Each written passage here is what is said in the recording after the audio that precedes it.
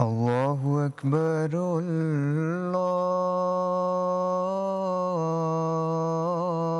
الله أكبر الله أكبر الله أكبر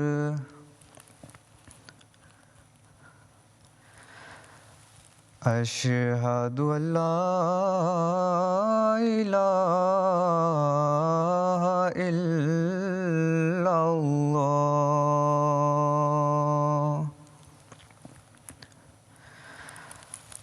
أشهد أن لا إله إلا الله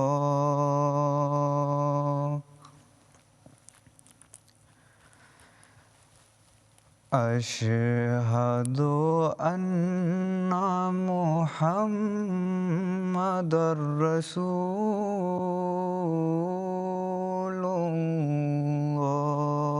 الله أشهد أن محمدًا رسول الله حي على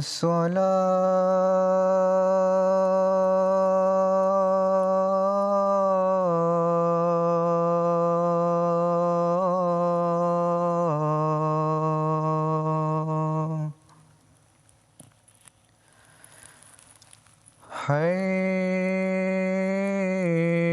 حي على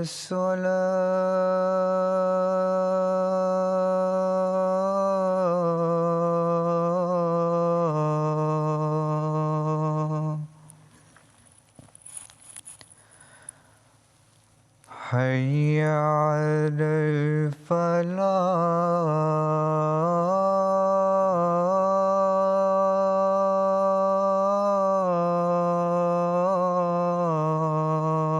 الفلاح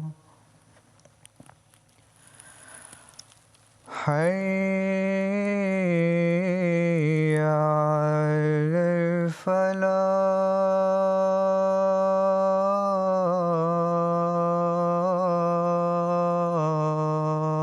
الفلاح الله أكبر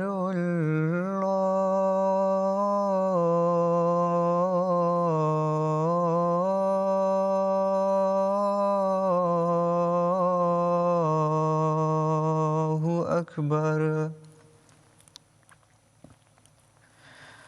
لا إله إلا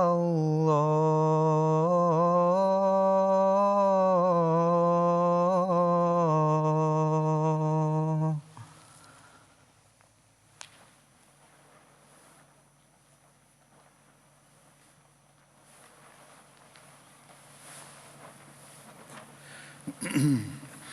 السلام علیکم ورحمۃ اللہ.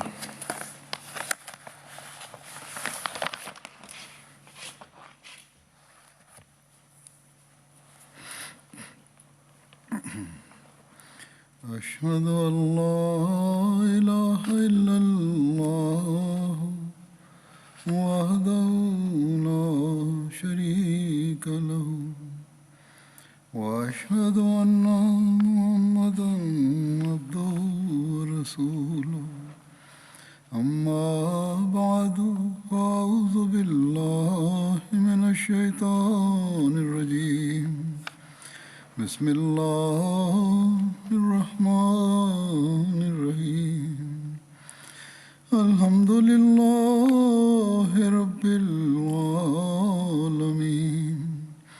الرحمن الرحيم مالك يوم الدين إياك نعبد وإياك نستعين اهدنا الصراط المستقيم صراط الذين أنعمت عليهم غير المغضوب عليهم ولا الضالين.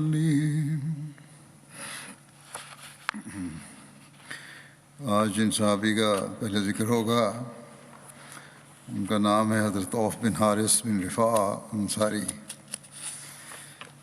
روایات میں آپ کا نام عوف بن افراء، عوف بن حارث اور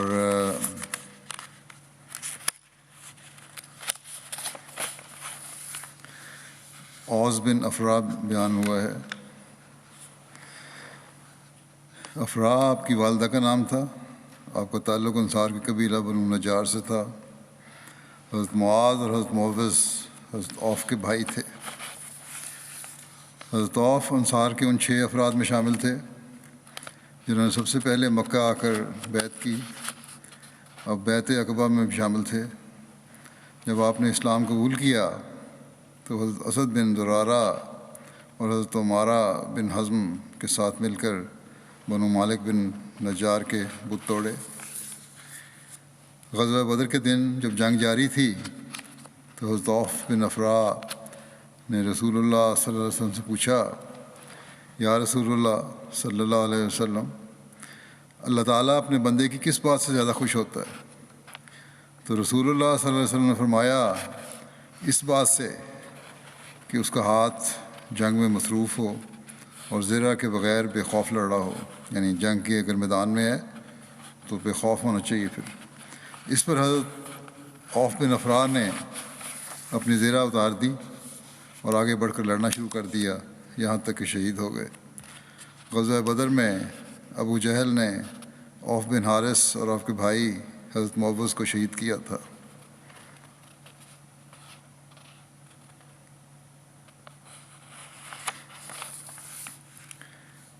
حدیث اور سیرت کی کتب میں غزوہ بدر میں ابو جہل پر حملہ کرنے والے صحابہ کے متعلق نام ملتے ہیں. ان میں حضرت عوف بن افراء کا نام بھی آتا ہے. یہ پہلے بھی ایک دفعہ ذکر کر چکا ہوں. سنن ابی داؤد میں ہے کہ ان کا نام عوف بن حارث تھا. یہ دونوں نام ان کے ہیں، بولے جاتے ہیں عام طور پہ. بہرحال ان کی شہادت ابو جہل کے قتل میں شریک تھے اور ان کی شہادت بدر میں ہوئی. اگلے صحابی جن کا ذکر ہے وہ ہیں حضرت ابو ایوب انصاری. حضرت ابو ایوب انصاری کا نام حضرت خالد اور ان کے والد کا نام زید بن کلیب تھا. آپ اپنے نام اور کنیت دونوں سے مشہور ہیں. حضرت ابو ایوب انصاری کا تعلق انصار کے قبیلہ خزرج کی شاخ بنو نجار سے تھا. حضرت ابو ایوب انصاری کو عقبہ ثانیہ کے موقع پر 70 انصار کے ہمراہ بیعت کرنے کی سعادت نصیب ہوئی. حضرت ابو ایوب انصاری کی والدہ کا نام ہند بنت سعید تھا، جبکہ ایک قول کے مطابق ان کا نام زہرا بنت سعد تھا. حضرت ابو ایوب انصاری کی بیوی کا نام حضرت ام حسن بنت زید تھا. ان کے بطن سے ایک لڑکا عبد الرحمن پیدا ہوا. حضرت صلی اللہ علیہ وسلم نے حضرت ابو ایوب انصاری اور حضرت مصعب بن عمیر کے درمیان مواخات قائم فرمائی. جب رسول اللہ صلی اللہ علیہ وسلم ہجرت کر کے مدینہ تشریف لائے تو آپ مسجد نبوی اور اپنے گھروں کی تعمیر تک حضرت ابو ایوب انصاری کے گھر میں قیام فرما رہے. سید خاتم النبیین میں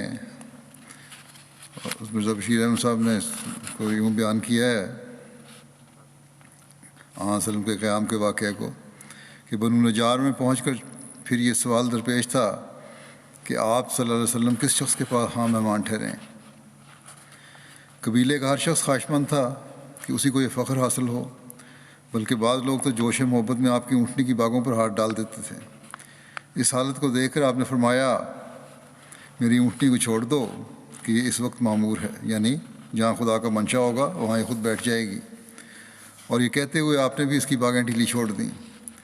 اونٹنی آگے بڑھی اور تھوڑی دور خرامہ خرامہ چلتی ہوئی جب اس جگہ پہنچی جہاں بعد میں مسجد نبوی اور حضرت صلی اللہ علیہ وسلم کے حجرات تعمیر ہوئے اور جو اس وقت مدینے کے 2 بچوں کی افتادہ زمین تھی تو بیٹھ گئی، لیکن پھر فوراً ہی اٹھی اور آگے کی طرف چلنے لگی، مگر چند قدم چل کر پھر لوٹ آئی اور اسی جگہ جہاں پہلے بیٹھی تھی دوبارہ بیٹھ گئی۔ حضرت صلی اللہ علیہ وسلم نے فرمایا ھذا انشاء اللہ المنزل، یعنی معلوم ہوتا ہے کہ خدا کی منشا میں یہی ہماری مقام گاہ ہے۔ اور پھر خدا سے دعا مانگتے ہوئے اونٹنی سے نیچے اتر آئے اور دریافت فرمایا کہ اپنے آدمیوں میں سے یہاں سے قریب ترین کس کا گھر ہے؟ ابو انصاری، یعنی مسلمانوں میں سے ابو ایوب انصاری فوراً ڈب کر آگے آئے اور کہا، عرض کیا کہ یا رسول اللہ میرا گھر ہے اور یہ میرا دروازہ ہے، تشریف لے چلیے۔ آپ نے فرمایا اچھا جاؤ اور ہمارے لیے کوئی ٹھہرنے کی جگہ تیار کرو۔ ابو انصاری فوراً اپنے مکان کو ٹھیک ٹھاک کر کے آ گئے اور حضرت صلی اللہ علیہ وسلم ان کے ساتھ اندر تشریف لے گئے۔ یہ مکان 2 منزلہ تھا۔ ابو ایوب چاہتے تھے کہ آپ صلی اللہ علیہ وسلم اوپر کی منزل میں قیام فرمائیں، لیکن آپ نے اس خیال سے کہ ملاقات کے لیے آنے والے لوگوں کو آسانی رہے نچلی منزل کو پسند فرمایا اور وہاں فروکش ہوئے۔ رات ہو گئی تو ابو ایوب اور ان کی بیوی کو ساری رات اس خیال سے نیند نہیں آئی کہ رسول اللہ صلی اللہ علیہ وسلم نیچے ہیں اور ہم آپ کے اوپر ہیں۔ اور مزید اتفاق یہ ہو گیا کہ رات کو چھت پر ایک پانی کا برتن ٹوٹ گیا اور ابو ایوب نے اسے اس ڈر سے کہ پانی کا کوئی قطرہ نیچے نہ ٹپک جائے جلدی سے اپنا لحاف پانی پر گرا کر اسے خشک کر دیا۔ صبح ہوئی تو وہ حضرت صلی اللہ علیہ وسلم کی خدمت میں حاضر ہوئے اور بکمال اصرار آپ صلی اللہ علیہ وسلم کی خدمت میں اوپر کی منزل میں تشریف لے چلنے کی درخواست کی۔ آپ نے پہلے تو تحمل کیا، لیکن بالآخر ابو ایوب کے اس اصرار کو دیکھ کر رضامند ہو گئے۔ اس مکان میں آپ نے 7 ماہ تک، یا ابن اسحاق کی روایت کی روح سے ماہ صفر 2 ہجری تک قیام فرمایا۔ گویا جب تک مسجد نبوی اور اس کے ساتھ والے حجرے تیار نہیں ہو گئے آپ صلی اللہ علیہ وسلم اسی جگہ یعنی حضرت ایوب انصاری کے مکان میں ہی مقیم رہے۔ ابو ایوب آپ کی خدمت میں کھانا بھجواتے تھے اور پھر جو کھانا بچ کر آتا تھا وہ خود کھاتے تھے اور محبت و اخلاص کی وجہ سے اسی جگہ کی انگلیاں ڈالتے تھے جہاں سے آپ صلی اللہ علیہ وسلم نے کھایا ہوتا تھا۔ دوسرے اصحاب بھی عموماً آپ کی خدمت میں کھانا بھیجا کرتے تھے۔ اس واقعے کو مسلم موعود رضی اللہ عنہ نے بھی بیان فرمایا ہے۔ بعض بعض باتیں نہیں ہوتی ہیں، اس لیے میں یہ بھی سارا پڑھ دیتا ہوں۔ عموماً تو وہی واقعہ بیان ہوا ہے، لیکن ان کا اپنا ایک انداز ہے حضرت مسلم موعود کا۔ آپ لکھتے ہیں کہ جب آپ مدینہ میں داخل ہوئے ہر شخص کی یہ خواہش تھی کہ آپ اس کے گھر میں ٹھہریں۔ جس گلی میں سے آپ کی اونٹنی گزرتی تھی اس گلی کے خاندان اپنے گھروں کے آگے کھڑے ہو کر رسول اللہ صلی اللہ علیہ وسلم کا استقبال کرتے تھے اور کہتے تھے یا رسول اللہ یہ ہمارا گھر ہے اور یہ ہمارا مال ہے اور یہ ہماری جانیں ہیں جو آپ کی خدمت کے لیے حاضر ہیں، یا رسول اللہ اور ہم آپ کی حفاظت کرنے کے قابل ہیں، آپ ہمارے ہی پاس ٹھہریں۔ بعض لوگ جوش میں آگے بڑھتے اور آپ کی اونٹنی کی باگ پکڑ لیتے تاکہ آپ کو اپنے گھر میں اتروا لیں، مگر آپ صلی اللہ علیہ وسلم ہر ایک شخص کو یہی جواب دیتے کہ میری اونٹنی کو چھوڑ دو، یہ آج خدا تعالیٰ کی طرف سے مامور ہے، یہ وہیں کھڑی ہوگی جہاں خدا تعالیٰ کا منشا ہوگا۔ آخر مدینے کے ایک سرے پر بنو نجار کے یتیموں کی ایک زمین کے پاس جا کر اونٹنی ٹھہر گئی۔ آپ نے فرمایا خدا تعالیٰ کا یہی منشا معلوم ہوتا ہے کہ ہم یہاں ٹھہریں۔ پھر فرمایا یہ زمین کس کی ہے؟ زمین کچھ یتیموں کی تھی۔ ان کا ولی آگے بڑھا اور اس نے کہا یا رسول اللہ یہ فلاں فلاں یتیم کی زمین ہے اور آپ کی خدمت کے لیے حاضر ہے۔ آپ صلی اللہ علیہ وسلم نے فرمایا ہم کسی کا مال مفت نہیں لے سکتے۔ آخر اس کی قیمت مقرر کی گئی اور آپ صلی اللہ علیہ وسلم نے اس جگہ پر مسجد اور اپنے مکانات بنانے کا فیصلہ کیا۔ اس کے بعد آپ صلی اللہ علیہ وسلم نے فرمایا سب سے قریب گھر کس کا ہے؟ ابو ایوب انصاری آگے بڑھے اور کہا یا رسول اللہ میرا گھر سب سے قریب ہے اور آپ کی خدمت کے لیے حاضر ہے۔ آپ صلی اللہ علیہ وسلم نے فرمایا گھر جاؤ اور ہمارے لیے کوئی کمرہ تیار کرو۔ ابو ایوب کا مکان 2 منزلہ تھا۔ انہوں نے رسول اللہ صلی اللہ علیہ وسلم کے لیے اوپر کی منزل تجویز کی، مگر آپ صلی اللہ علیہ وسلم نے اس خیال سے کہ ملنے والوں کو تکلیف ہوگی نچلی منزل پسند فرمائی۔ انصار کو رسول اللہ صلی اللہ علیہ وسلم کی ذات سے جو شدید محبت پیدا ہو گئی تھی، حضرت مسلم موعود لکھتے ہیں کہ جو شدید محبت پیدا ہو گئی تھی اس کا مظاہرہ اس موقع پر بھی ہوا۔ رسول اللہ صلی اللہ علیہ وسلم کے اصرار پر حضرت ابو ایوب مان تو گئے کہ آپ صلی اللہ علیہ وسلم نچلی منزل میں ٹھہریں، لیکن ساری رات میاں بیوی اس خیال سے جاگتے رہے کہ رسول اللہ صلی اللہ علیہ وسلم ان کے نیچے سو رہے ہیں۔ پھر وہ کس طرح اس بے ادبی کے مرتکب ہو سکتے ہیں کہ وہ چھت کے اوپر سوئے؟ یہ محبت کا ایک اظہار تھا۔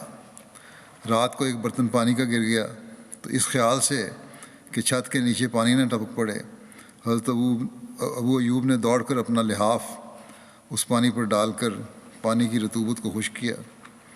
صبح کے وقت پھر وہ رسول اللہ صلی اللہ علیہ وسلم کی خدمت میں حاضر ہوئے اور سارے حالات عرض کیے، جس پر رسول کریم صلی اللہ علیہ وسلم نے اوپر جانا منظور فرما لیا۔ حضرت ابو ایوب روزانہ کھانا تیار کرتے اور آپ کے پاس بھجواتے، پھر جو آپ کو بچا ہوا کھانا آتا وہ سارا گھر کھاتا۔ کچھ دنوں کے بعد اصرار کے ساتھ باقی انصار نے بھی مہمان نوازی میں اپنا حصہ طلب کیا، اور جب تک رسول اللہ صلی اللہ علیہ وسلم کے اپنے گھر کا انتظام نہ ہو گیا باری باری مدینے کے مسلمان آپ کے گھر میں کھانا پہنچاتے رہے۔ حضرت ابو ایوب سے روایت ہے کہ نبی صلی اللہ علیہ وسلم ان کے ہاں اترے۔ نبی صلی اللہ علیہ وسلم نچلی منزل میں، یہ حدیث کی روایت آ گئی ہے، پہلا مسلم موعود کا جو عہدے بادشاہ سے بیان تھا وہ ختم ہوا۔ بہرحال حضرت ابو ایوب روایت کرتے ہیں کہ حضرت صلی اللہ علیہ وسلم کے ہاں اترے۔ نبی صلی اللہ علیہ وسلم نچلی منزل میں اور حضرت ابو ایوب اوپر والی منزل میں تھے۔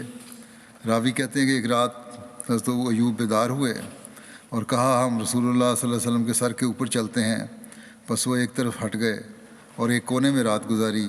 پھر انہوں نے نبی صلی اللہ علیہ وسلم کی خدمت میں عرض کیا تو نبی صلی اللہ علیہ وسلم نے فرمایا نچلے حصے میں زیادہ سہولت ہے۔ انہوں نے کہا میں اس چھت پر نہیں رہ سکتا جس کے نیچے آپ ہوں۔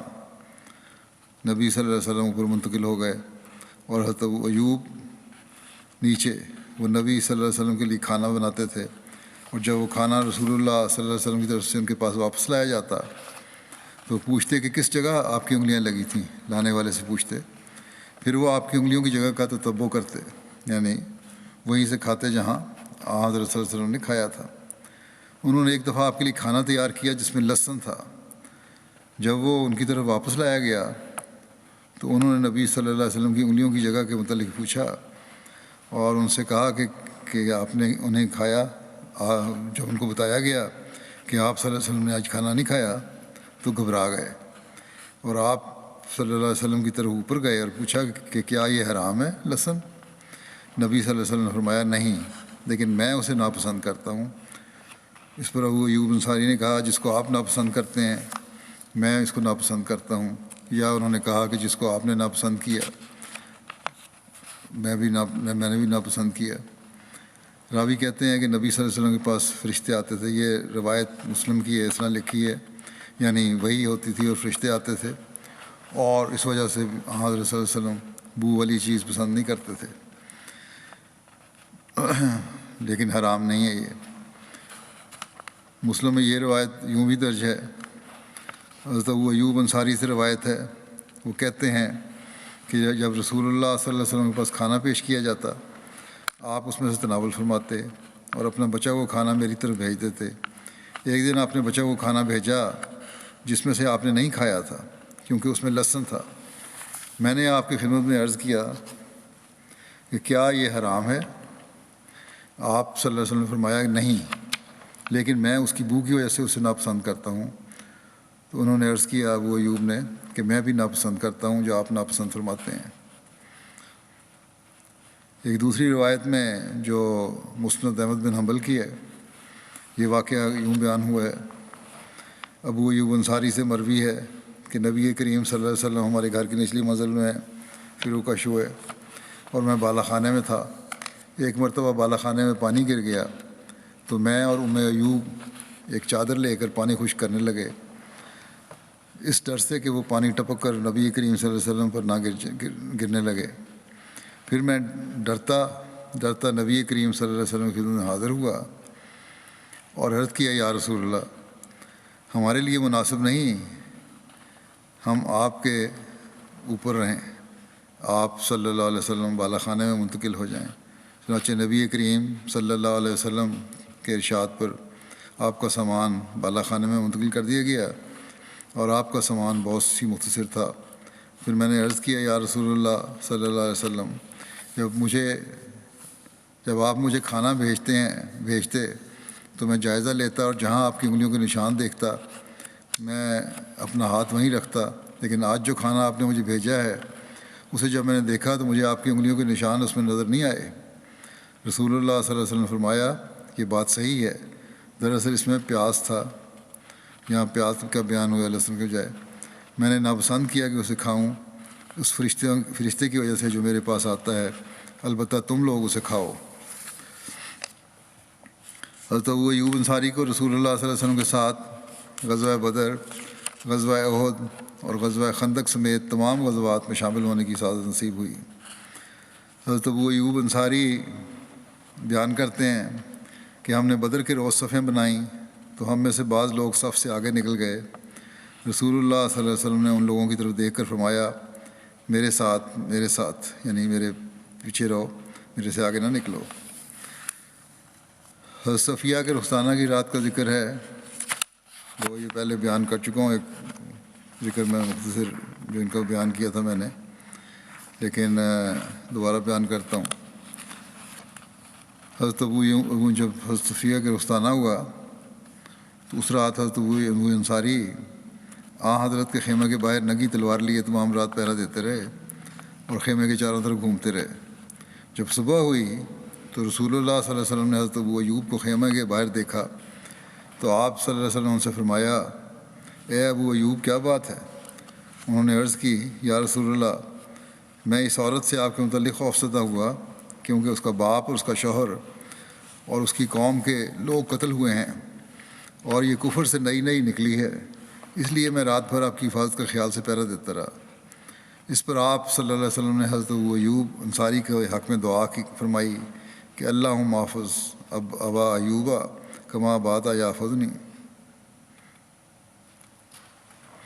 کہ اے اللہ ابو ایوب کی حفاظت فرما جس طرح اس نے پوری رات میری حفاظت کرتے ہوئے گزاری۔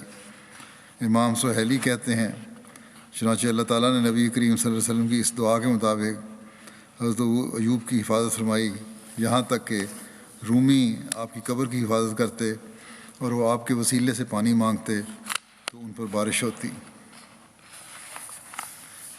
حضرت محمود کہتے ہیں کہ انہوں نے حضرت اطبان بن مالک انصاری رضی اللہ عنہ سے سنا، اور وہ ان لوگوں میں سے تھے جو رسول اللہ صلی اللہ علیہ وسلم کے ساتھ جنگ بدر میں موجود تھے، کہتے تھے کہ میں اپنی قوم بنو سالم کو نماز پڑھایا کرتا تھا اور میرے اور ان کے درمیان نالا تھا، جب بارشیں ہوتیں تو ان کی مسجد کی طرف عبور کر کے جانا میرے لیے مشکل ہوتا،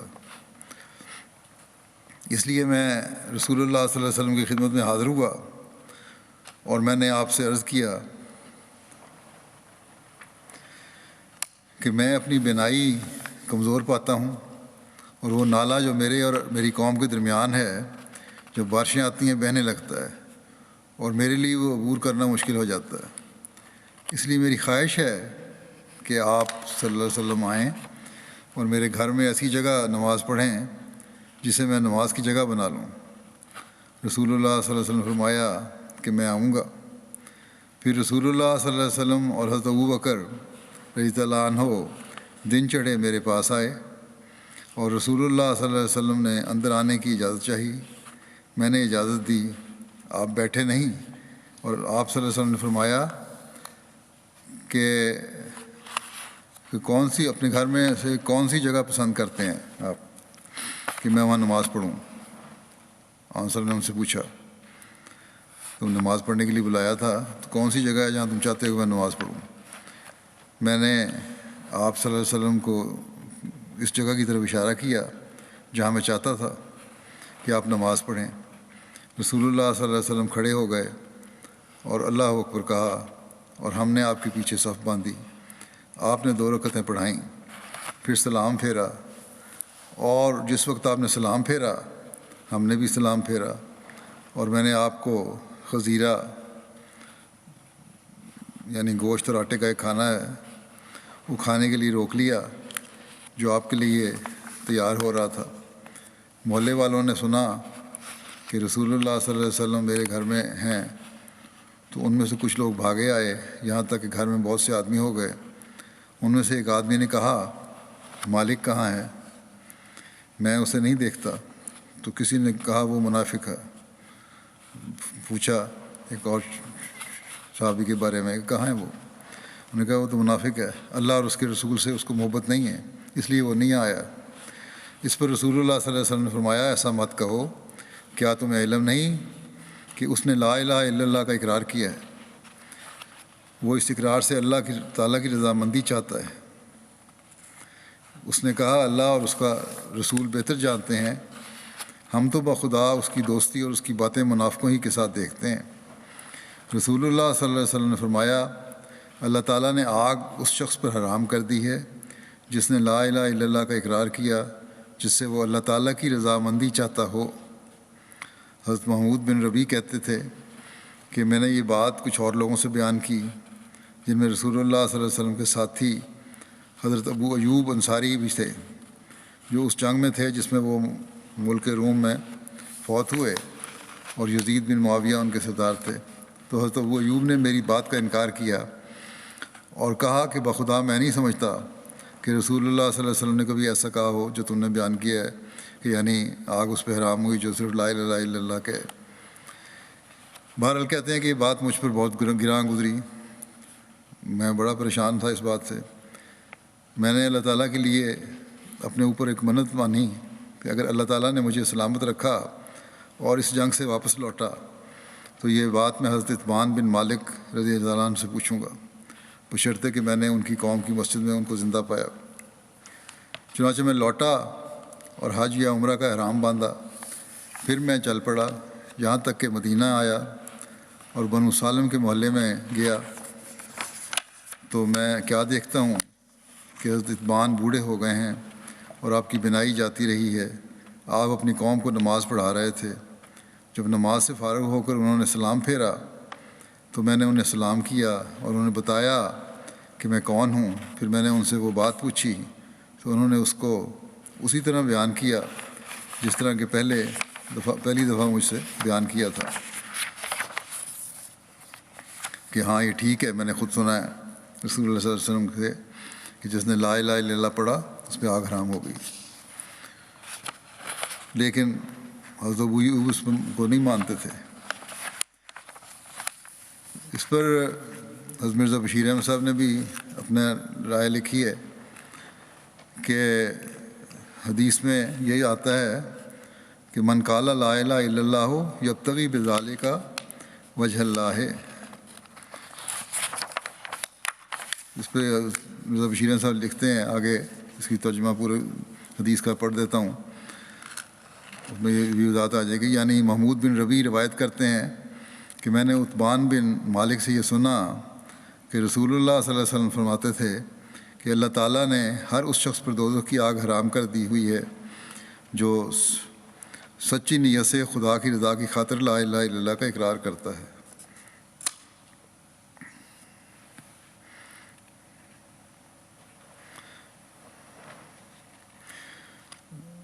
لیکن جب میں نے یہ روایت ایک ایسی مجلس میں بیان کی جس میں ابو ایوب انصاری صحابی بھی موجود تھے تو ابو ایوب نے اس روایت سے انکار کیا اور کہا کہ خدا کی قسم میں ہرگز نہیں خیال کر سکتا کہ رسول اللہ صلی اللہ علیہ وسلم نے بات فرمائی ہو۔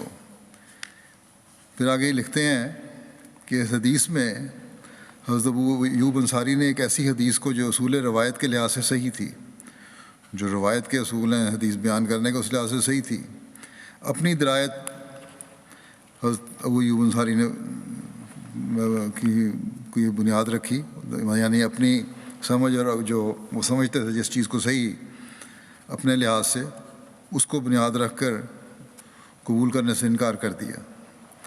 اور گویا یہ پھر فرماتے ہیں میاں بشیر احمد صاحب کہ گو یہ ممکن ہے کہ حضرت ابو ایوب انصاری کا استدلال درست نہ ہو، مگر بہرحال یہ حدیث اس بات کو ثابت کرتی ہے۔ اب یہ بات ثابت کرنا چاہتے ہیں حضرت بشیر احمد صاحب کہ صحابہ یوں ہی نہیں ہر حدیث کو بات کو مان لیا کرتے تھے، بلکہ ان کو بھی غور کرتے تھے، تحقیق کرتے تھے۔ تو بہرحال لکھتے ہیں کہ بہرحال یہ حدیث اس بات کو ثابت کرتی ہے کہ صحابہ یوں ہی قرآنہ طور پر ہر روایت کو قبول نہیں کر لیتے تھے، بلکہ درایت اور روایت ہر دو کے اصول کے ماتحت پوری تحقیق کر لینے کے بعد قبول کرتے تھے۔ اس بخاری کی اس حدیث کی شرح میں حضرت سید ولی اللہ شاہ صاحب نے لکھا ہے کہ حضرت محمود بن ربیع سے جب انہوں نے یعنی ابو ایوب انصاری نے یہ روایت سنی تو انہوں نے انکار کیا۔ بعض کا خیال ہے کہ ان کے انکار کی وجہ یہ تھی کہ خالی لا الہ الا اللہ کا اقرار آنکھ سے محفوظ نہیں رکھ سکتا جب تک اعمال صالحہ اس کے ساتھ نہ ہوں۔ یہ ثابت شدہ اسلامی مسئلہ ہے، ٹھیک ہے، بالکل اسی طرح ہوتا ہے، مگر راغب شاہ صاحب لکھتے ہیں کہ مگر یبتغی بذالک وجہ اللہ کا جملہ بتا رہا ہے کہ یہ اقرار توحید کس قسم کا ہے، یعنی جو دل سے چاہتے ہوئے خدا کی رضا کی خاطر کلمہ پڑھتا ہے، لا الہ الا اللہ کہتا ہے، اس کے لیے آگ حرام ہے۔ تو پھر لکھتے ہیں شاہ صاحب کہ حضرت محمود نے دوبارہ تحقیق اس خیال سے کی کہ شاید وہ بعض الفاظ ضبط نہ کر سکے ہوں، اور پھر جو دوبارہ تحقیق کی تو دوبارہ یہی ثابت ہوا کہ وہ الفاظ درست تھے جو روایت تھی۔ پھر لکھتے ہیں آگے کہ کسی کے ایمان یا نفاق سے متعلق لوگوں کے سامنے اظہار رائے نامناسب ہے۔ کسی کے ایمان یا نفاق سے متعلق لوگوں کے سامنے اظہار رائے نامناسب ہے، یوں ہی کہہ دینا کسی کو منافق ہے یا اس کا ایمان کمزور ہے، یہ غلط چیز ہے، کیونکہ آن حضرت صلی اللہ علیہ وسلم نے اس موقع پر ابن دخشن کی نسبت نکتہ چینی ناپسند فرمائی تھی۔ آپ نے ناپسند فرمایا کہ اس طرح پبلک میں کہا جائے۔ اس قسم کی نکتہ چینی بجائے اصلاح کے فتنہ و فساد کا موجب ہو جاتی ہے۔ ایک روایت میں بیان ہے کہ حضرت عبداللہ بن عباس اور حضرت مسور بن مخرمہ نے ابوا مقام پر مسئلہ غسل میں اختلاف کیا۔ حضرت عبداللہ بن عباس نے کہا محرم اپنا سر دھو سکتا ہے، اور حضرت مسور نے کہا کہ محرم اپنا سر نہیں دھو سکتا۔ راوی کہتے ہیں کہ حضرت عبداللہ بن عباس نے مجھے حضرت ابو ایوب انصاری کے پاس بھیجا۔ میں نے انہیں دو لکڑیوں کے درمیان نہاتے ہوئے پایا، ان پر کپڑے سے پردہ کیا گیا تھا۔ میں نے ان کو السلام علیکم کہا تو انہوں نے فرمایا کون ہے؟ میں نے کہا عبداللہ بن حنین۔ حضرت عبداللہ بن عباس نے مجھے اپنے آپ کے پاس بھیجا ہے کہ میں آپ سے پوچھوں کہ رسول اللہ صلی اللہ علیہ وسلم اپنا سر کس طرح دھوتے تھے جب کہ آپ احرام کی حالت میں ہوتے تھے؟ کیوں کہتے ہیں احرام باندھا ہو تو سر نہیں دھونا چاہیے۔ تو حضرت ابو ایوب نے اپنا ہاتھ کپڑے پر رکھا، اسے نیچے جھکایا یہاں تک کہ ان کا سر مجھے نظر آیا، یعنی جہاں پیچھے تھے وہ اسکرین جو بنائی تھی اس کو نیچے کر کے آپ نے اپنا سر دکھایا مجھے۔ پھر انہوں نے ایک آدمی سے کہا جو ان پر پانی ڈال رہا تھا کہ پانی ڈالو، تو اس نے ان کے سر پر پانی ڈالا۔ پھر انہوں نے اپنے دونوں ہاتھوں سے اپنے سر کو ملایا، ہاتھوں کو آگے لائے اور پیچھے لے گئے اور کہا کہ اس طرح میں نے حضرت صلی اللہ علیہ وسلم کو کرتے دیکھا ہے۔ ایک دفعہ آگے پھر پیچھے لے گئے سر دھوتے ہوئے۔ حضرت سعید بن مسیب بیان کرتے ہیں کہ ایک دفعہ حضرت ابو ایوب نے رسول کریم صلی اللہ علیہ وسلم کی ریش مبارک میں کوئی چیز تنکا وغیرہ دیکھا تو انہوں اسے الگ کر دیا اور آپ صلی اللہ علیہ وسلم کو دکھایا۔ اس پر نبی کریم صلی اللہ علیہ وسلم نے فرمایا کہ ابو ایوب سے اللہ وہ چیز دور کرے جسے وہ ناپسند کرتا ہے۔ ایک روایت میں ہے کہ آپ نے فرمایا اے ابو ایوب تمہیں تکلیف نہ پہنچے۔ حضرت ابو ایوب انصاری جنگ جمل اور جنگ صفین اور جنگ نہروان میں حضرت علی کے لشکر کے آگے والے حصے میں شامل تھے۔ حضرت علی کو حضرت ابو ایوب انصاری کی ذات پر جو اعتماد تھا وہ اس بات سے ظاہر ہوتا ہے کہ جب حضرت علی نے کوفہ کو اپنا دارالخلافہ قرار دیا اور وہاں منتقل ہو گئے تو حضرت ابو ایوب انصاری کو مدینہ کا گورنر بنا دیا اور وہ 40 ہجری تک مدینہ کے گورنر رہے، یہاں تک کہ یسر بن ابو ارطا کی قیادت میں امیر معاویہ کی شامی فوج نے مدینہ پر حملہ کیا تو اس وقت حضرت ابو ایوب انصاری مدینہ چھوڑ کر حضرت علی کے پاس کوفہ چلے گئے۔ حضرت صلی اللہ علیہ وسلم کے بعد صحابہ اکرام کو دربار خلافت سے ماہانہ وظائف ملتے تھے۔ حضرت ابو ایوب کا وظیفہ پہلے 4000 تھا، حضرت علی نے اپنے زمانہ خلافت میں 20,000 کر دیا۔ پہلے 8 غلام ان کی زمین کی کاشت کے لیے مقرر تھے، حضرت علی نے 40 غلام کر دیے۔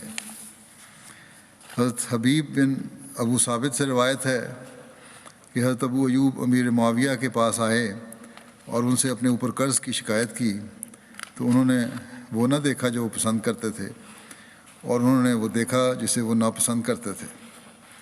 اس پر حضرت ابو ایوب انصاری نے کہا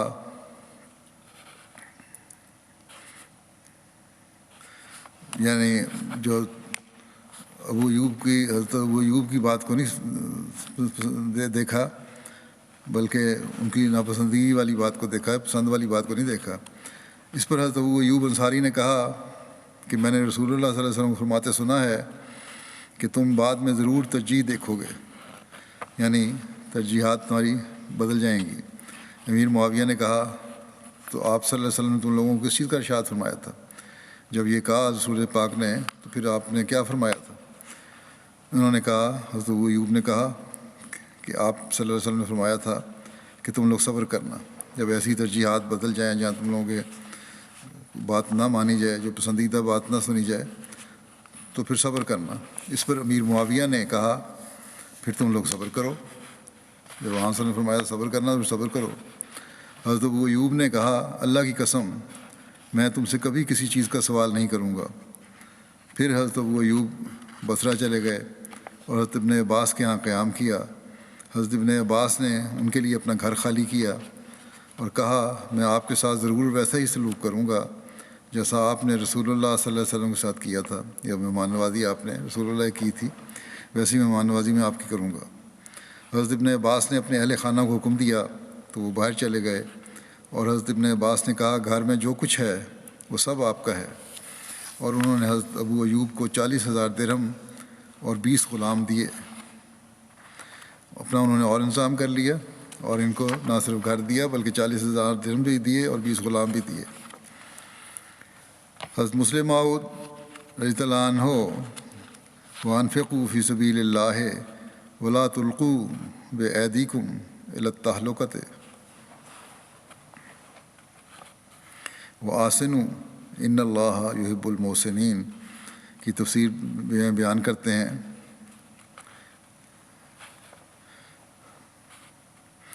کہ اس آیت کا مفہوم سمجھنے میں لوگوں کو بڑی غلط فہمی ہوئی ہے کہ وانفقوا فی سبیل اللہ ولا تلقوا بایدیکم الی التہلکۃ وآسنوا ان اللہ یحب المحسنین۔ انہیں خدا تعالیٰ کی راہ میں جہاں کوئی تکلیف پیش آتی ہے تو فوراً کہہ دیتے ہیں کہ یہ تو اپنے آپ کو ہلاکت میں ڈالنے والی بات ہے، کیونکہ اللہ تعالیٰ نے کہا ہے ولا تلقوا بایدیکم الی التہلکۃ کہ اپنے آپ کو ہلاکت میں نہ ڈالو۔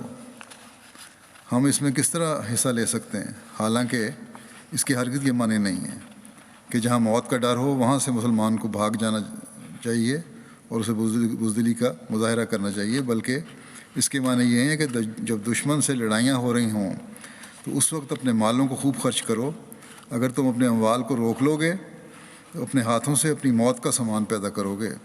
چنانچہ احادیث میں حضرت ابو ایوب انصاری سے مروی ہے کہ انہوں نے اس وقت جب کہ وہ قسطنطنیہ فتح کرنے کے لیے گئے ہوئے تھے کہا کہ یہ آیت ہم انصار کے بارے میں نازل ہوئی تھی، اور پھر انہوں نے بتایا کہ پہلے تو ہم خدا تعالیٰ کے راستے میں اپنے اموال خرچ کیا کرتے تھے، لیکن جب خدا تعالیٰ نے اپنے دین کو تقویت اور عزت دی اور مسلمانوں کو غلبہ حاصل ہوا تو قلنا حل نقیم فی اموالنا و نصلحھا، ہم نے کہا کہ اگر اب ہم اپنے مالوں کی حفاظت کریں اور اسے جمع کریں تو یہ اچھا ہوگا۔ اس وقت یہ آیت اتری کہ اللہ تعالیٰ کے راستے میں اپنے اموال خرچ کرنے سے دریغ نہ کرو، کیونکہ اگر تم ایسا کرو گے تو اس کے معنی یہ ہوں گے کہ تم اپنی جانوں کو ہلاکت میں ڈالنا چاہتے ہو۔ بس اپنے مالوں کو جمع نہ کرو بلکہ انہیں اللہ تعالیٰ کے راستے میں خوب خرچ کرو، ورنہ تمہاری جانیں ضائع چلی جائیں گی، دشمن تم پر چڑھ آئیں گے اور اس کا نتیجہ یہ ہوگا کہ تم ہلاک ہو جاؤ گے۔ حضرت علی کے بعد امیر معاویہ کی حکومت کا زمانہ آیا۔ عقبہ بن عامر جوہنی ان کی طرف سے مصر کے گورنر تھے۔ حضرت عقبہ کے عہد امارت میں حضرت ابو ایوب کو 2 مرتبہ سفر مصر کا اتفاق ہوا۔ پہلا سفر طلب حدیث کے لیے تھا۔ انہیں معلوم ہوا تھا کہ حضرت عقبہ کسی خاص حدیث کی روایت کرتے ہیں۔ صرف ایک حدیث کے لیے حضرت ابو ایوب نے بڑھاپے میں سفر کی زحمت گوارہ کی۔ دوسری مرتبہ غزوہ روم میں شرکت کے ارادے سے مصر تشریف لے گئے۔ مروان جب مدینہ کا گورنر تھا، وہ ایک روز آیا تو اس نے ایک شخص کو دیکھا جس نے اپنے چہرہ نبی کریم صلی اللہ علیہ وسلم کی قبر پر لگایا ہوا تھا۔ مروان نے کہا، کیا تم جانتے ہو کہ تم کیا کر رہے ہو؟ یہ شرک ہے، جھکے ہوئے سجدہ کر رہے ہو۔ پھر مروان نے اس شخص کے پاس آیا تو کیا دیکھا کہ وہ تو ابو ایوب انصاری ہیں۔ انہوں نے جواب دیا کہ ہاں، میں رسول اللہ صلی اللہ علیہ وسلم کے پاس آیا ہوں، ان پتھروں کے پاس نہیں آیا۔ ابو عبد الرحمن حبلی سے مروی ہے کہ ہم سمندر میں تھے اور ہم پر عبداللہ بن قیس فزاری امیر تھا اور ہمارے ساتھ حضرت ابو ایوب انصاری بھی تھے۔ وہ اموال غنیمت تقسیم کرنے والے۔ یہاں مطلب یہ تھا کہ میں اس محبت و عشق کی وجہ سے جھکا ہوا ہوں، نہ پتھروں کو سجدہ نہیں کر رہا، نہ میں شرک کر رہا ہوں، بلکہ ایک محبت کا اظہار ہے، اور اس میں بھی اللہ تعالیٰ کی وحدانیت میرے دل میں ہے، شرک نہیں ہے۔ ابو عبد الرحمن حبلی سے مروی ہے کہ ہم سمندر میں تھے اور ہم پر عبداللہ بن قیس فزاری امیر تھا اور ہمارے ساتھ حضرت ابو ایوب انصاری بھی تھے۔ وہ اموال غنیمت تقسیم کرنے والے کے پاس سے گزرے جو قیدیوں کی نگرانی کر رہا تھا۔ حضرت ابو ایوب انصاری کیا دیکھتے ہیں کہ ایک عورت رو رہی ہے۔ انہوں نے پوچھا، اس عورت کو کیا ہوا؟ لوگوں نے بتایا کہ اس عورت کو اور اس کے بیٹے کو الگ کر دیا گیا ہے۔ راوی کہتے ہیں اس پر انہوں نے بچے کا ہاتھ پکڑا اور اسے اس کی ماں کے ہاتھ میں دے دیا۔ اس کے بعد اموال غنیمت تقسیم کرنے والا عبداللہ بن قیس کے پاس گیا اور انہوں نے یہ سب بتایا تو انہوں نے حضرت ابو ایوب کو بلا بھیجا اور پوچھا، آپ نے ایسا کیوں کیا؟ تو انہوں نے کہا، میں نے رسول اللہ صلی اللہ علیہ وسلم کو فرماتے ہوئے سنا کہ جس نے ماں اور اس کے بیٹے کے درمیان جدائی ڈالی تو اللہ تعالیٰ اس کے اور اس کے پیاروں کے درمیان قیامت کے دن جدائی ڈال دے گا۔ بس یہ جو بعض لوگ ماؤں سے بچے چھین لیتے ہیں، ان کے لیے بھی نئی سبق ہے۔ پھر یہ اسلام پر اعتراض کرنے والے دیکھیں کہ خود کیا کرتے ہیں۔ اسلام تو اس حد تک خیال رکھتا ہے۔ اب گزشتہ دنوں امریکہ کی خبریں تھیں کہ وہاں بھی جو امیگرینٹس آئے ہوئے تھے ان کو علیحدہ انہوں نے رکھ دیا، مہاجرین کو، ماؤں کو علیحدہ، بچوں کو علیحدہ کیا، اور بعض بچے کچھ عرصے کے بعد پہچان نہیں سکے ماؤں کو۔ بہرحال اسلام اس حد تک تلقین کرتا ہے کہ ماؤں کو بچوں سے جدا نہ کرو اور ایک دوسرے کو تکلیف نہ دیں دو اس وجہ سے۔ حضرت مرثد بن عبداللہ بیان کرتے ہیں کہ جب حضرت ابو ایوب انصاری ہمارے پاس جہاد کی غرض سے آئے تو ان دنوں حضرت عقبہ بن عامر مصر کے والی تھے۔ انہوں نے مغرب کی نماز میں تاخیر کی۔ حضرت ابو ایوب ان کے پاس گئے اور کہا، اے عقبہ، یہ کیسی نماز ہے؟ حضرت عقبہ نے جواب دیا، ہم مصروف تھے۔ حضرت ابو ایوب نے کہا، اللہ کی قسم، میری صرف یہ غرض ہے کہ لوگ یہ نہ گمان کریں کہ تم نے رسول اللہ صلی اللہ علیہ وسلم کو ایسا کرتے ہوئے دیکھا تھا۔ کیا تم نے رسول اللہ صلی اللہ علیہ وسلم کو فرماتے ہوئے نہیں سنا کہ میری امت اس وقت تک خیر پر باقی رہے گی، یا یہ فرمایا کہ فطرت پر قائم رہے گی، جب تک وہ مغرب میں تاخیر نہ کریں یہاں تک کہ ستارے چمکنے لگیں۔ ابو واصل سے مروی ہے، یعنی پہلے وقت میں مغرب کی نماز پڑھنی چاہیے۔ ابو واصل سے مروی ہے کہ میں حضرت ابو ایوب انصاری سے ملا، انہوں نے مجھ سے مصافحہ کیا اور دیکھا کہ میرے ناخن بہت لمبے ہیں، تو انہوں نے کہا کہ رسول اللہ صلی اللہ علیہ وسلم نے فرمایا تم میں سے کوئی آسمان کی خبروں کے متعلق سوال کرتا ہے اور وہ اپنے ناخن اس طرح لمبے رکھتا ہے جیسے پرندوں کے ناخن ہوتے ہیں، ان میں جنابت اور گندگی اور میل کچیل اکٹھی ہو جاتی ہے۔ یعنی باتیں تو بڑی اونچی اونچی پوچھتے ہو تم لوگ، معرفت کی کرتے ہو، لیکن اپنی حالت تمہاری یہ ہے کہ ناخن تمہارے لمبے ہیں اور ان میں گند اکٹھا ہو جاتا ہے، اس لیے ناخن کاٹ کے رکھا کرو۔ حضرت ابو ایوب کا مسند احمد بن حنبل کی حدیث ہے، حضرت ابو ایوب کا فضل و کمال اس قدر مسلم تھا کہ خود صحابہ ان سے مسائل دریافت کرتے تھے۔ حضرت ابن عباس، ابن عمر، براء بن عازب، انس بن مالک، ابو امامہ، زید بن خالد جوہنی، مقدام بن مادی، کرب، جابر بن سمرہ، عبداللہ بن یزید ختمی وغیرہ جو حضرت صلی اللہ علیہ وسلم کی تربیت یافتہ تھے، حضرت ابو ایوب کے فیض سے بے نیاز نہیں تھے۔ تابعین میں سعید بن مسیب، عروہ بن زبیر، سالم بن عبداللہ، عطا بن یسار، عطا بن یزید لیثی، ابو سلمہ، عبد الرحمن بن ابی لیلہ بڑے پائے کے لوگ ہیں، تاہم وہ حضرت ابو ایوب کے ارادت مندوں میں داخل تھے۔ حضرت ابو ایوب انصاری سے مروی ہے کہ وہ معاویہ کے زمانے میں جہاد کے لیے نکلے، وہ کہتے ہیں کہ میں بیمار ہو گیا، مرض میں شدت ہو گئی، تو اپنے ساتھیوں سے کہا کہ اگر میں مر جاؤں تو مجھے اٹھا لینا، اور جب تم لوگ دشمن کے مقابلے میں صف بستہ ہو جاؤ تو مجھے اپنے قدموں کے پاس دفن کر دینا۔ میں تم سے ایک حدیث بیان کروں گا جو میں نے رسول اللہ صلی اللہ علیہ وسلم سے سنی ہے، اگر میری وفات قریب نہ ہوتی تو میں اسے بیان نہ کرتا۔ میں نے رسول اللہ صلی اللہ علیہ وسلم کو فرماتے سنا کہ جو اس حالت میں مرا کہ اس نے اللہ کے ساتھ کسی کو بھی شریک نہ ٹھہرایا ہو تو وہ جنت میں داخل ہو گیا۔ ایک روایت میں مذکور ہے کہ جب حضرت ابو ایوب انصاری کی وفات کا وقت قریب آیا تو انہوں نے کہا میں نے تم لوگوں سے ایک ایسی چیز چھپائی ہوئی تھی جو میں نے رسول اللہ صلی اللہ علیہ وسلم سے سنی تھی۔ آپ نے فرمایا اگر تم لوگ گناہ کرتے تو اگر تم لوگ گناہ نہ کرتے تو اللہ تبارک و تعالیٰ ایسی قوم کو پیدا کرتا جو گناہ کرتی اور پھر اللہ اسے بخش دیتا۔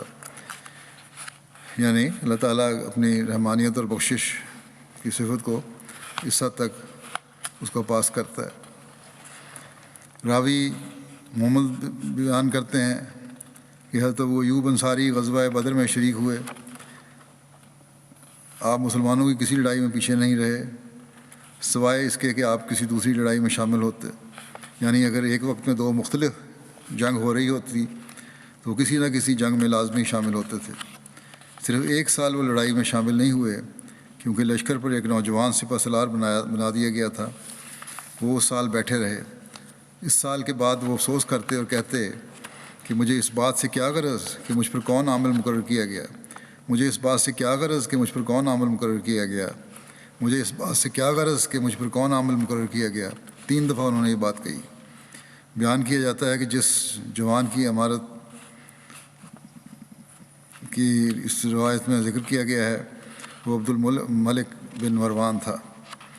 راوی کہتے ہیں کہ پھر حضرت ابو بیمار ہو گئے، لشکر پر یزید بن معاویہ امیر تھا، وہ ان کے پاس ان کی عادت کو آیا اور پوچھا کہ آپ کی کوئی ضرورت ہو تو بیان کریں۔ انہوں نے کہا کہ میری ضرورت یہ ہے کہ جب میں مر جاؤں تو مجھے سوار کرنا، پھر جہاں تک گنجائش ملے دشمن کے ملک میں لے جانا، پھر جب گنجائش نہ پاؤ تو وہیں دفن کر دینا اور واپس آ جانا۔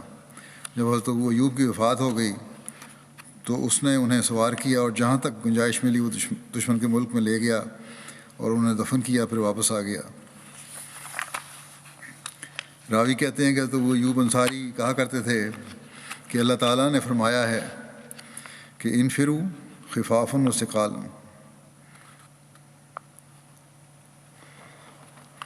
یعنی نکل کھڑے ہو ہلکے بھی اور بھاری بھی، انفروا خفافا وثقالا، اور میں اپنے آپ کو ہلکا بھی پاتا ہوں اور بھاری بھی۔ ایک روایت میں مذکور ہے کہ اہل مکہ میں سے کسی شخص نے سے مروی ہے کہ یزید بن معاویہ جس وقت حضرت ابو ایوب انصاری کے پاس آیا تو انہوں نے اس سے کہا کہ لوگوں سے میرا سلام کہنا، وہ مجھے لے کر چلیں اور جتنا دور وہ مجھ سے لے جا سکتے ہیں لے جائیں۔ تو یزید نے لوگوں کو سب بتایا جو حضرت ابو ایوب نے ان سے کہا تھا۔ لوگوں نے مانا اور ان کے جنازے کو جس حد تک وہ لے جا سکتے تھے وہ لے گئے۔ حضرت ابو ایوب انصاری نبی کریم صلی اللہ علیہ وسلم کے بعد اپنی وفات تک جہاد سے چمٹے رہے، یہاں تک کہ ان کی وفات قسطنطنیہ میں ہوئی۔ ایک روایت میں مذکور ہے کہ 52 ہجری میں یزید بن معاویہ نے اپنے والد امیر معاویہ کی خلافت میں قسطنطنیہ کی جنگ لڑی۔ اسی سال حضرت ابو ایوب انصاری کی وفات ہوئی۔ یزید بن معاویہ نے ان کا نماز جنازہ پڑھایا۔ ان کی قبر روم میں قلعہ قسطنطنیہ کے پاس ہے۔ راوی کہتے ہیں کہ مجھے معلوم ہوا کہ اہل روم ان کی قبر کی حفاظت اور مرمت کرتے ہیں اور قحط کے ایام میں وہ آپ کے ذریعے پانی طلب کرتے ہیں۔ ایک روایت کے مطابق حضرت ابو ایوب انصاری نے امیر معاویہ کے عہد میں یزید کی کمان میں رومی حکومت کے خلاف جنگ میں حصہ لیا اور قسطنطنیہ کے شہر کے پاس 50 یا 51 ہجری میں وفات پائی اور وہیں دفن ہوئے۔ ایک روایت کے مطابق یزید نے گھوڑ سواروں کو حکم دیا جو حضرت ابو ایوب انصاری کی قبر پر آگے پیچھے دوڑتے رہے یہاں تک کہ ان کی قبر کا نشان مٹ گیا۔ ایک روایت میں یہ بھی ہے کہ جس رات حضرت ابو ایوب کو دفن کیا گیا اس کی صبح رومیوں نے مسلمانوں سے پوچھا تم لوگ رات کو کیا کرتے رہے؟ مسلمانوں نے بتایا کہ یہ حضرت ابو ایوب انصاری ہمارے نبی صلی اللہ علیہ وسلم کے کبار صحابہ میں سے تھے اور اسلام قبول کرنے کے لحاظ سے ان سب سے قدیم تھے۔ ہم نے انہیں دفن کیا جیسا کہ تم دیکھ چکے ہو، اور اللہ کی قسم اگر قبر کھودی گئی تو جب تک ہمارے پاس حکومت ہے عرب کی سرزمین میں تمہارے لیے ناقوس نہیں بجے گا۔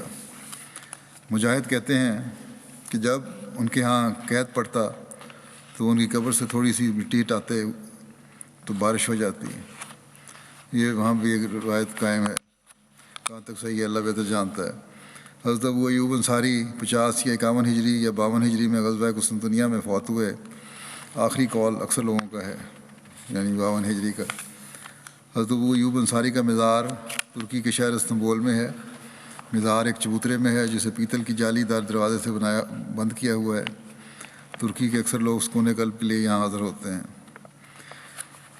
اب بدری صحابہ کا یہ ذکر تو ختم ہو گیا، لیکن 4 خلفاء کا انشاءاللہ بیان کروں گا جو پہلے مختصر بیان ہوا تھا، بعض کا تفصیلی بیان کروں گا۔ اسی طرح شروع میں بعض صحابہ کا مختصر ذکر ہوا تھا، اگر ان کے بارے میں کچھ اور مواد میسر آیا تو وہ بھی بیان کر دوں گا۔ ان کے جب لکھا جائے گا تو اس حصے میں چلا جائے گا وہ ان صحابہ کی سیرت میں، اور چند ایک ہی ہوں گے وہ لوگ۔ اب بعض مرحومین کا میں ذکر کرنا چاہتا ہوں جن کی گزشتہ دنوں وفات ہوئی، اور ان کے نماز جنازہ بھی پڑھاؤں گا نمازوں کے بعد۔ پہلا ہے مکرم عبدالحی منڈل صاحب، معلم سلسلہ ہیں انڈیا کے۔ 25 ستمبر 2020 کو ہارٹ اٹیک کی وجہ سے 53 سال کی عمر میں وفات پا گئے۔ انا للہ و انا الیہ راجعون۔ مرحوم نے سال 1999 میں تحقیق کر کے جماعت میں شمولیت اختیار کی۔ 2003 میں جامعۃ المبشرین سے فارغ التحصیل ہونے کے بعد وفات تک محنت اور اخلاص اور لگن سے خدمت سلسلہ کرتے رہے۔ اس لحاظ سے مرحوم کا عرصہ خدمت 17 سال بنتا ہے۔ مرحوم انتہائی مخلص، دیندار، اطاعت گزار، نمازوں کے پابند اور سلسلہ سے محبت رکھنے والے معلم تھے۔ عثمان میں اہلیہ کے علاوہ 2 بیٹے اور 2 بیٹیاں شامل ہیں۔ اللہ تعالیٰ مغفرت اور رحم کا سلوک فرمائے اور ان کے بچوں کو بھی سکون قلب عطا فرمائے، بیوی بچوں کو۔ اگلا جنازہ ہے مکرم سراج الاسلام صاحب، معلم سے ضلع مرشد آباد بنگال کا، جو 14 اکتوبر 2020 کو 60 سال کی عمر میں بقضاء الہی وفات پا گئے۔ انا للہ و انا الیہ راجعون۔ معلم صاحب مرحوم نے 2002 میں جامعۃ المبشرین قادیان میں 6 ماہ کی معلمین کی ٹریننگ حاصل کی اور 2020 تک بطور عارضی بالمختہ معلم خدمت کرتے رہے۔ اس لحاظ سے معلم صاحب مرحوم کا عرصہ خدمت 18 سال بنتا ہے۔ مرحوم انتہائی مخلص، دیندار، اطاعت گزار، صوم و صلات کے پابند، سلسلہ سے محبت رکھنے والے محنتی معلم تھے۔ مرحوم نے اپنی اہلیہ کے علاوہ 3 بیٹیاں یادگار چھوڑی ہیں۔ بڑی 2 بیٹیوں کی شادی ہو چکی ہے، تیسری بیٹی زیر تعلیم ہے۔ اللہ تعالیٰ ان سے مغفرت و رحم کا سلوک فرمائے اور ان کے لوائقین کو بھی صبر عطا فرمائے، نیکیاں جاری رکھنے کی توفیق دے۔ تیسرا جنازہ ہے حضرت مسیح علیہ السلام کے نواسے اور حضرت نواب محمد علی خان صاحب کے پوتے حضرت نواب محمد الحفیظ بیگم صاحبہ اور حضرت نواب عبداللہ خان صاحب کے بیٹے مکرم شاہد احمد خان پاشا صاحب کا، جو 26 اکتوبر کو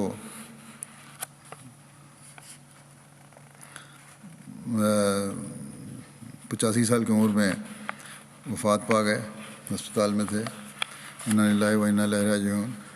اللہ تعالیٰ کے فضل سے اب موسی تھے۔ مکرم شاہد احمد خان صاحب کی 2 شادیاں ہوئی تھیں۔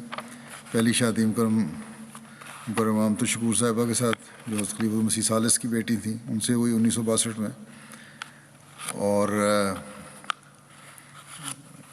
ان کا نکاح مولانا جلال الدین صاحب شمس نے پڑھا تھا حضرت مسلم موت کی بیماری کی وجہ سے۔ پہلی شادی سے ان کے 5 بچے ہیں، 2 بیٹے اور 3 بیٹیاں۔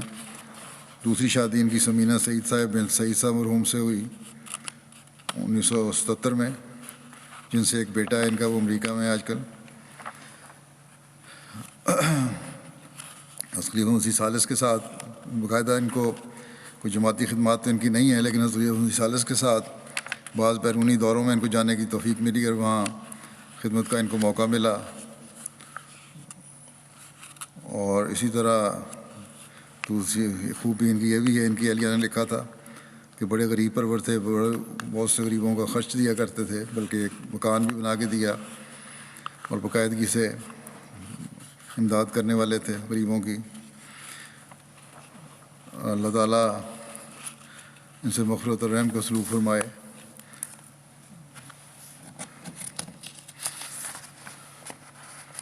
ان کے بچوں کو بھی جماعت اور خلافت سے وابستہ رکھے۔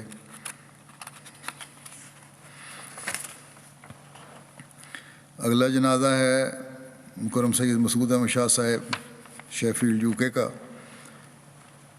جو 8 ستمبر کو حرکت قلب بند ہونے کی وجہ سے وفات پا گئے تھے۔ انا للہ و انا الیہ راجعون۔ آپ کے خاندان میں احمدیت آپ کے والد حضرت سید نادر حسین صاحب رضی اللہ عنہ کے ذریعے سے آئی تھی، جنہوں نے 1902 میں 20 سال کی عمر میں قادیان جا کر حضرت مسیح علیہ السلام کے ہاتھ پر بیعت کی تھی۔ سید مسعود احمد شاہ صاحب 1962 میں UK آنے کے بعد مستقل طور پر شیفیلڈ میں رہائش پذیر تھے۔ شیفیلڈ میں جماعت قائم ہونے پر آپ کی رہائش گاہ کو پہلا نماز سینٹر بنایا گیا، اور 1970 تک آپ ہی صدر جماعت کی ذمہ داریاں سر انجام دیتے رہے۔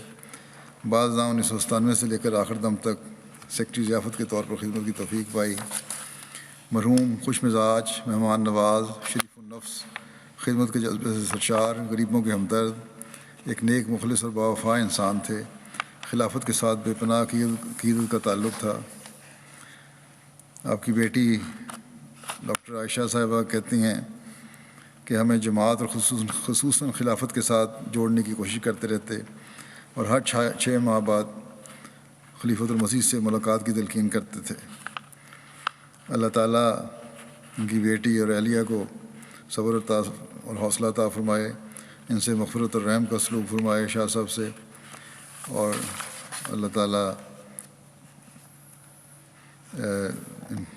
ان کی اولاد کو، بیٹی کو، اہلیہ کو، ان کی نیکیوں کو جاری رکھنے کی توفیق عطا فرمائے۔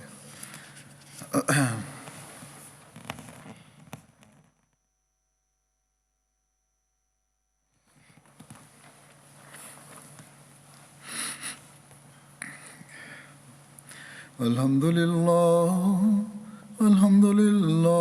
نحمده ونستعينه ونستغفره ونؤمن به ونتوكل عليه ونعوذ بالله من شرور أنفسنا ومن سيئات أعمالنا من يهده الله فلا مضل له ومن يضلل فلا هادي له ونشهد أن لا إله إلا الله ونشهد أن محمدا عبده ورسوله عباد الله رحمكم الله إن الله يأمر بالعدل والإحسان وإيتاء ذي القربى وينهى عن الفحشاء